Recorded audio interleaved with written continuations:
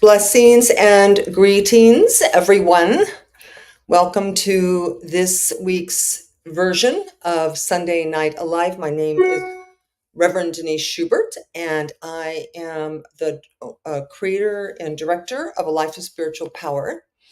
And we come together every week to explore conversations along spiritual lines on how to literally apply spiritual ideas, principles, and laws to our everyday living so as to improve our lot in life and to actually live with some degree of bliss and joy and happiness. If you are here with me, uh, do check in your comments. You can say hello, and I will say hello back to you. I hope your week has been wonderful. My topic tonight is, are you paying attention? Or should that be attention? So we're going to talk about the role of attention and intention in our conscious participation in creating a life that we love to live. And so before we do that, let's just take a moment together, and I'm going to speak a blessing upon us. To bless something is to call it sacred, is to elevate it out of business as usual, is to recognize the truth of its existence, which is that whatever it is spiritual, it is of spirit.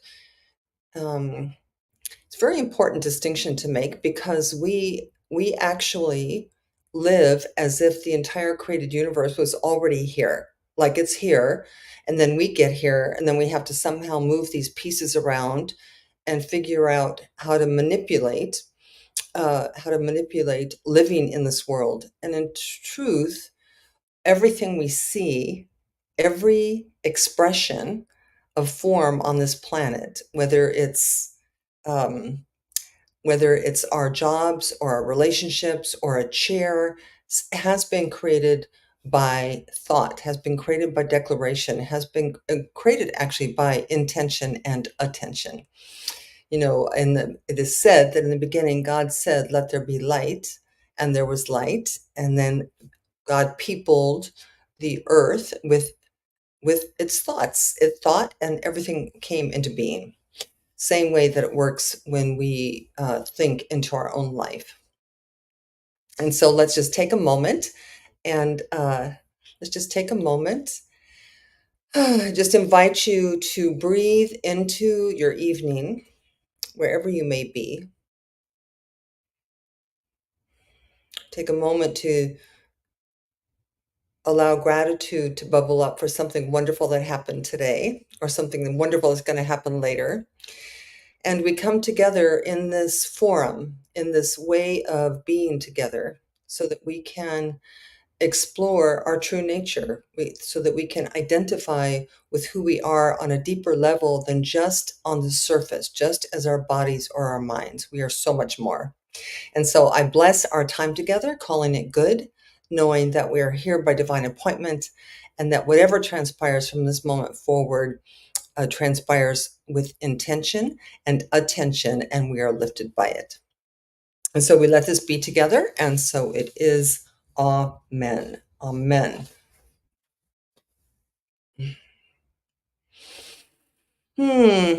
All right. We're moving into June. It's a little hard to believe that we're already halfway into 2024. Oh, especially since, I don't know about you. I wasn't sure. I wasn't really sure all along that we'd get here. So here we are. That's something to bless, isn't it? Something to be grateful for. So let's talk about, let's start at the beginning, which is a higher why, which is we are here. I mean, if you're here and I'm here, it's really because we want to live a good life, right? We want life to be happy. We want to be happy. We want to be healthy. We want to be successful. We want to be fulfilled. We want to find life meaningful. We want to move through that which happens in life with elegance. not be cut off the knees by what happens in life, but really be elevated by what happens in life and be able to embrace anything that life gives to us with ease and grace and confidence. So, hi, Suzanne. That's why I do the work I do. And it's especially meaningful to me right now, as will be to many of us, in that as a as an older American, as a senior citizen, as a geriatric patient, as whatever word you want to use, um, I think it's even increasingly important that we have this conversation about how do we continue to have a good, fulfilling, happy, joyous, blissful life well into our 50s, 60s, 70s, 80s, and beyond. Because there is this mindset, there is this idea in the world that the older you get, the less good life gets, and the less we stop talking about it, right? We stop talking about how what it means to be 73 with with a pain in your shoulder, what it means to be in the awareness that leaving these bodies is inevitable. So aging and death is inevitable, just as life, once life's breathed itself into you through some miracle, life itself is inevitable. So we want to live it awake. We want to navigate all of that with as much consciousness as possible. So attention and intention are important conversations because life gets created by intention and attention, whether you're awake to it or not awake to it, whether you're doing it on purpose or whether you're doing it by default. There is no creation. There's no moving forward. There's no coming from invisible to visible without intention and aware and attention and intention. Now, for most of us, for most of our lives, this is an unconscious process. It's like we think life is just the way that it is. We think we're right about life the way that it is, and whatever it is that we think about life, it actually shows up that way. And that's not a mystery. That's how it works.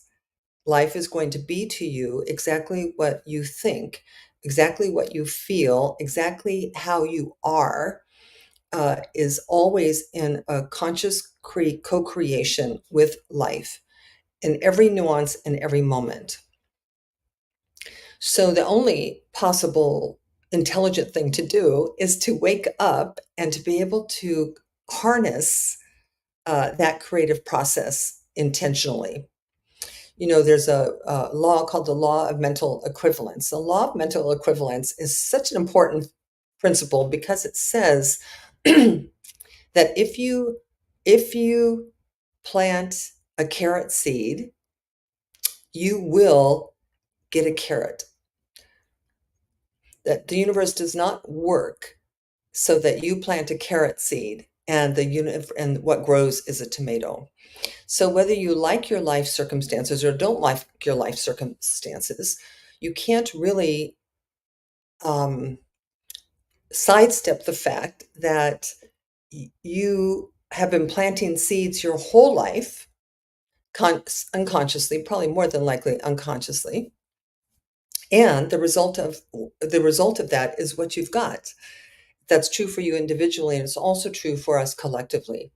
But we can't deal with the collective really from Einstein said you can't solve the problem at the level of the problem. So we really can't take our own unconscious self, attack the unconscious world, and hope to make it any better, right? So all we can really do, I'm going to say, is work on ourselves. All we can really do is awaken and become more intentional in our living, more intentional in our aging, more intentional in our dying. We can just become more intentional.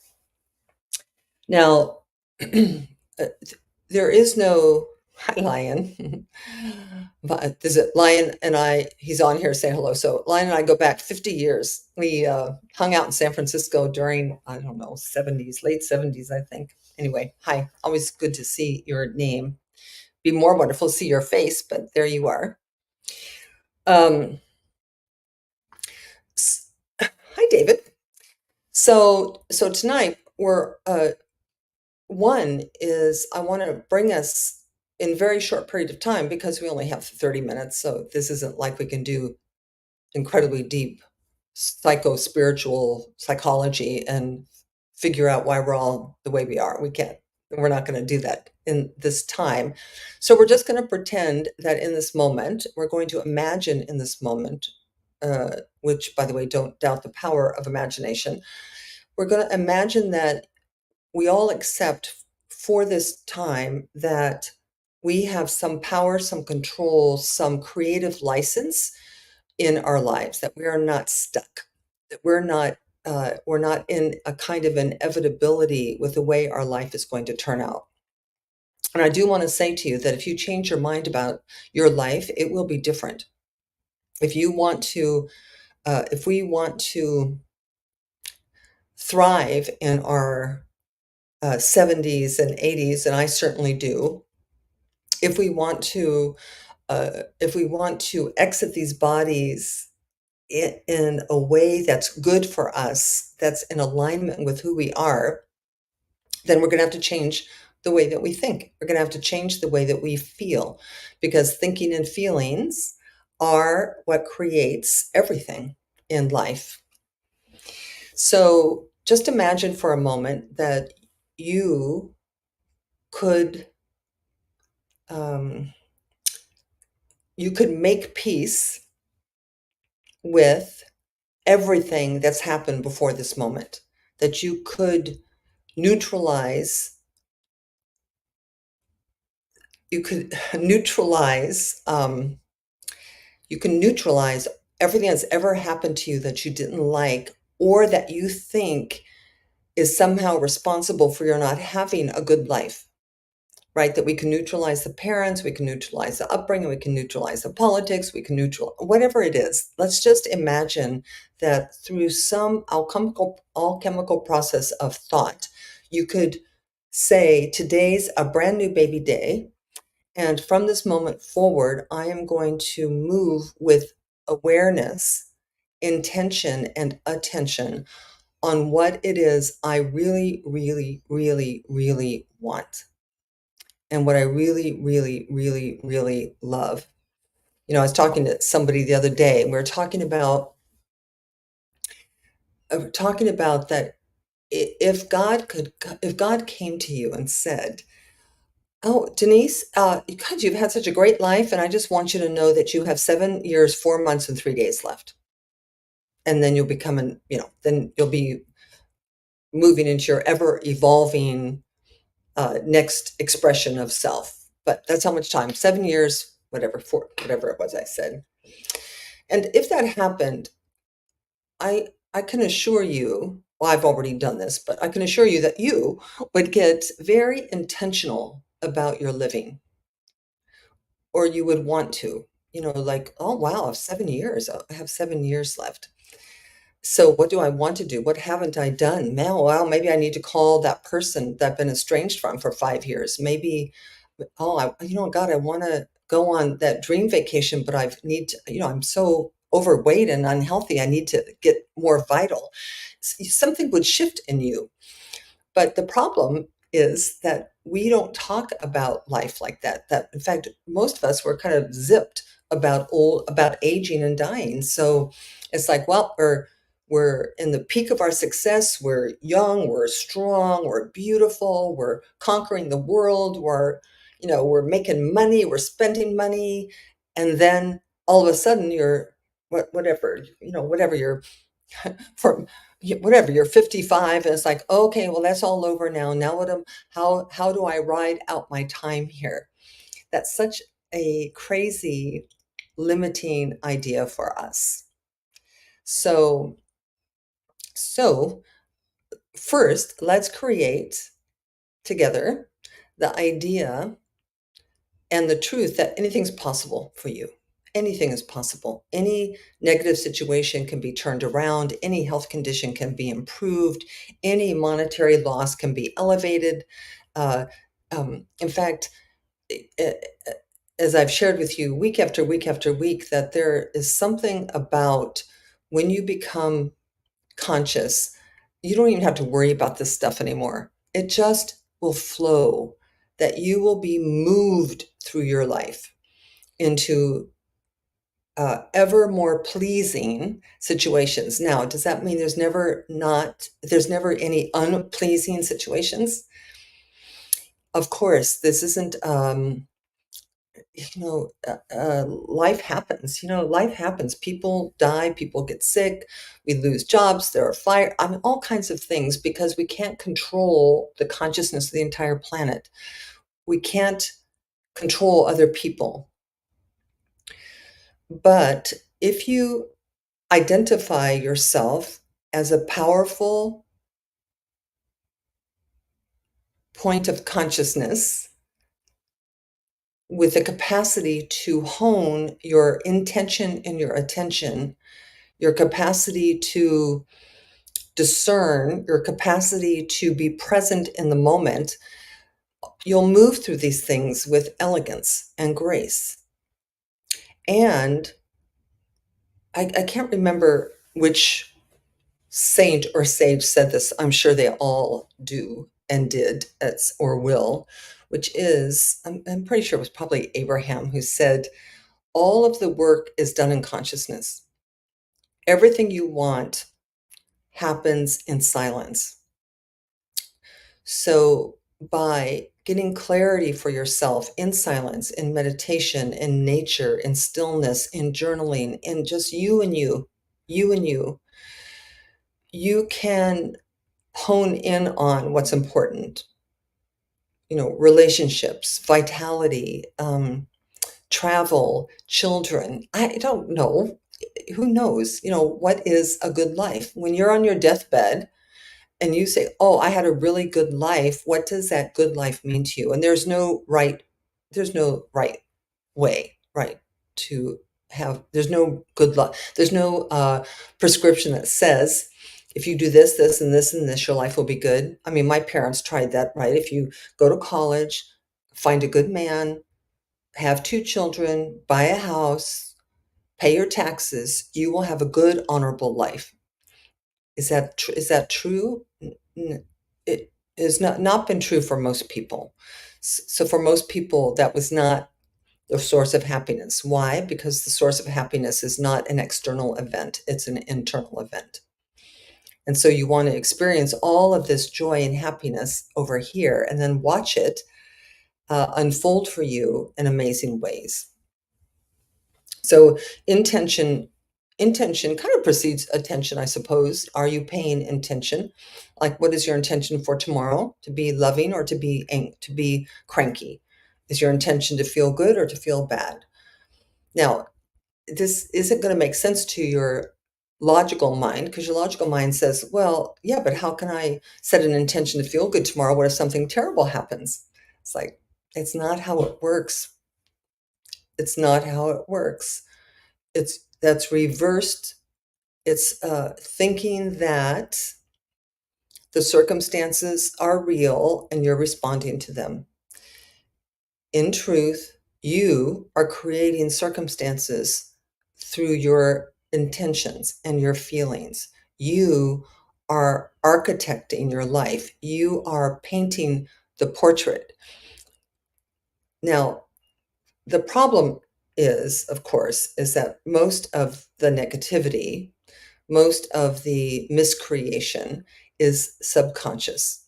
In fact, most of creation is operates on a subconscious level. So it's not like you can say, "I want to see a pink elephant," and a pink elephant appears. It doesn't really work that way either. But when we were uh, young, very young, under 20, when we were in our formative years, unfortunately, things happened. Things were said to us, and these all became memories. And then our memories have been being regurgitated ever since. as beliefs and conclusions and assessments. Now, unfortunately, the other issue is that as human beings, we don't really file away the memory as it happened. We file away the memory with our assessments, our interpretations, our perceptions, and our conclusions, all of which make for very dicey memories because we're not really remembering things the way that they happened. We're remembering things the way that we remember them. So, when your mother yelled at you when you were 5 and told you you couldn't dance, she didn't mean that you were a useless human being who should never dance again. She didn't mean that, right? She didn't even mean you couldn't dance. She just had a bad day at the office. But we take all of that and then we live into life as if all of that stuff and the conclusions we've made are true. So it's not as if waking up is simple or um, not it's not as if it doesn't take effort, right? And it doesn't take attention because it's not going to happen. So we really want to master our intention. What do you want? I mean, this is so, you know, I've been working with people for a long time, and I gotta tell you, most people want to be happy. They just want to be happy. They want to feel comfortable in their skin. They want to be doing things they enjoy doing. They want to be engaged in life with authenticity and realness. You know, to not be awake and living life is to be sleepwalking, and to be sleepwalking is okay, except it's not very fun, and it's not very creative, and it's not very fulfilling. So you could possibly be sleepwalking through life, which I slept walk really my first 45 years was pretty much sleepwalking. And there were a couple of bright moments in there, but for the most part, I was kind of blown around by the wind. It's like I was kind of wherever people wanted my body to be, doing whatever they wanted my body to be doing, and and but not really choosing, not really architecting. And then something, there's like a light switch. Oh, oh, I'm not that. There's more. I can do more. So, uh, so it matters very much, especially as we move into our aging years, which you are going to get old and die. I really I'm just so in love with that right now. I'm just so in love with paying attention to what it means to um, live a good older life and to die a good perfect death. And I'm going to create a series. I think I'm going to start it maybe in June, called Death Dialogues with a handful of people on Zoom to actually get in and explore what it means to be in the presence of what a good death means to you.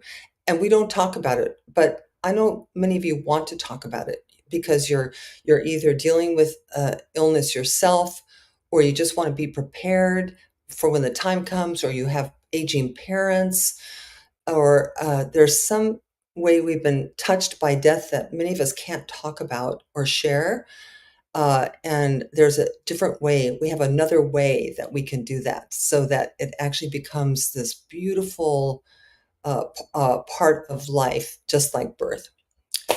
Anyway, so stay tuned for that. I'm working on it right now, and I should get it announced and open for registration sometimes very soon. So after we master intention, we have to master our attention. We all know this one because it's very common. Wherever your attention goes, wherever it goes to grows. Wherever your attention goes, it grows. So we we in a nutshell really pay too much attention to the things we don't want, too much attention to the things we don't like, too much attention to the things that already happened, and not enough attention to today, not enough attention to what would work, what works, not enough attention to our dreams and our visions and our goals. but only you can do that. So it takes, you need to watch and master your ability to pivot your attention somewhere else. So when you feel yourself being cranky or negative or dwelling in the impossibility villa, you need to shift. You need to change your attention so that it matches your intention. So attention and intention, they meet in a place that is a powerful manifesting tool but you actually have to do the work, obviously. So do not leave your good life, your good aging and good death to luck, fate, karma, or circumstances. Do not do that because you can, and most of us do, and you will miss something along the way because uh, all of that can be a conscious and creative effort on your part. All of that can be way more you than life has been. Now, I said earlier, to work with the law of mental equivalence means that you understand that carrots come from carrot seeds. Health comes from seeds of health, happiness from seeds of happiness, unhappiness from seeds of unhappiness, poverty from seeds of poverty. And uh, I can hear some of you saying, Denise, it's just not that easy. But I want to say to you, oh, yes, it is. It is that easy. We think it's not that easy because it sounds too easy. But you plant seeds of happiness, and I promise you, 5 years from now, you will have happiness that today you cannot have or do not have because you haven't been sowing those seeds. So, attention and intention is our message for tonight. Now, I think it was also Abraham Hicks who said something to the effect that it's taken a bazillion thoughts to create the world the way that it is right now. Like we as human beings, individually and collectively, it's taken uh, a lot of thoughts to create the world. And it's going to take another bazillion thoughts to create the world that we know 10 years from now. But if we don't change our thoughts, Ernest Holmes says, change your thinking, change your life.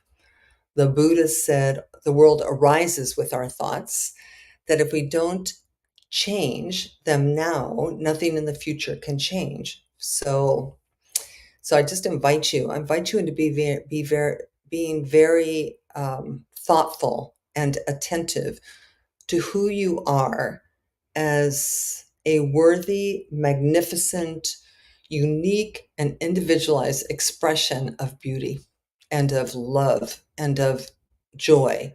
And it doesn't matter who you are, where you've come from, what you think you are, what you think you've done, what you think you deserve, what your mother thinks you deserve. None of that has any power unless you give it power. So we want to neutralize any negativity of that kind so that you can create a context of possibility for your future. Yes, yes. So I'm gonna do a post this week on a good death. I'm gonna do a post on what it means to move into a realm of conscious aging, conscious dying. Um, I think it's a vitally crucial conversation for all of us, because we don't talk. Nobody talks. Nobody. I mean, there are so many ways plan to plan for your old aging and your death. I mean, what do you want? How do you want it? What's important to you? What do you want your family to know? What needs to happen? I mean, there's just so many wonderful conversations to have, which, by the way, are not about death at all. They're about life. I mean, to the degree that we don't want to discuss death, we can't really live life if we're afraid. So there is a way of approaching our incarnation, the ending, we appear, we experience, we disappear. All of that should be clothed in bliss. There's no divine mandate for our suffering. All of it should be a joyous ride in consciousness. So that is it for tonight. I'm so happy you decided to join me. I'm so happy to see you here as always, always, always. Stay tuned. If you have not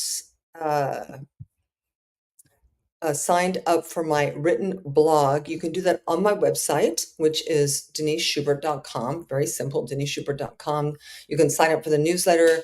You can also, if you want to support the ministry with your love offerings, tithes, or donations, you can do that through the website or through all the common ways that you can do that. And I appreciate you always for supporting my work. And obviously, also, if you want some if you want some spiritual coaching or want to have a conversation somehow to create some movement for you, or to create a new space for you to move into, please do not hesitate to reach out to me. So let's take a breath together. So I'm just going to speak a word of prayer. Beverly, I don't know what you mean by your comment, but I like it. I hope it's good. It sounds good. All right, so let's take a breath together one more time. Just simply invite you to close your outer eyes if you're comfortable with doing that. It's very good because it allows you to leave the conditions, the already manifested conditions and circumstances in the world where they belong. And it allows us, with our eyes closed, to move into gazing inwardly into the space and place within us that is where the creative process happens, where our hearts are connected to all that there is, where we are a part of all that there is, where we are in a synchronous relationship with all people, all plants, all animals, all moons, all suns. We are one with everything. And as such, we are preordained to